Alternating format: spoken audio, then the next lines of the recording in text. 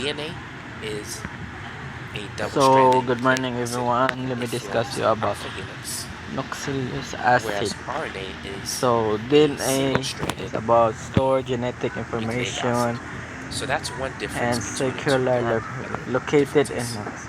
Now, DNA nucleus. So, is mostly located in RNA the is a nucleus, transfer particularly genetic eukaryotes, information.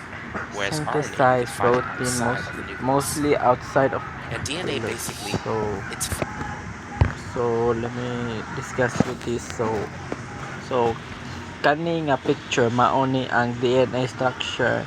Makita ninyo nga mura siya twisted ladder, di ba? Nga gitawag og double helix. So naa diri ang genetic information nga nagkontrol sa paghimo sa protein. Ang DNA mao ang source sa instruction sa cell na murag blueprint sa lawas. So nakita din na ninyo guys ha. So let me slide sana ako guys. So i-discuss din ako ninyo siya ha.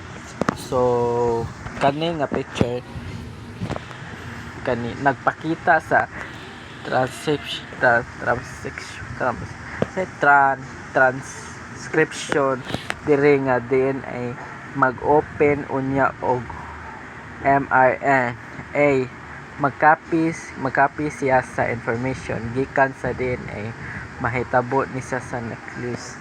So ang mRNA mura siyang messenger nga mo dala sa instruction gikan sa DNA padong sa ribosome.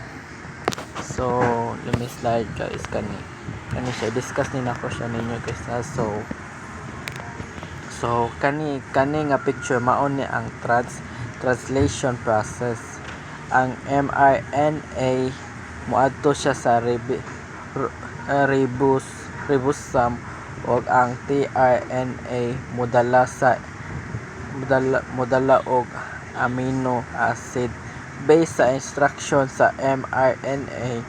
Ang amino acid mag-link together hantod mahimo siya og protein.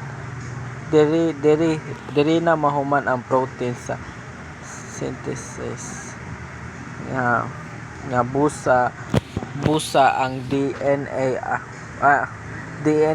og RNA importante kaayo sa paghimo sa protein nga kinahanglan sa atong lawas para mabuhi og ma-function properly. So maura to atong discussion today guys. Thank you and good morning.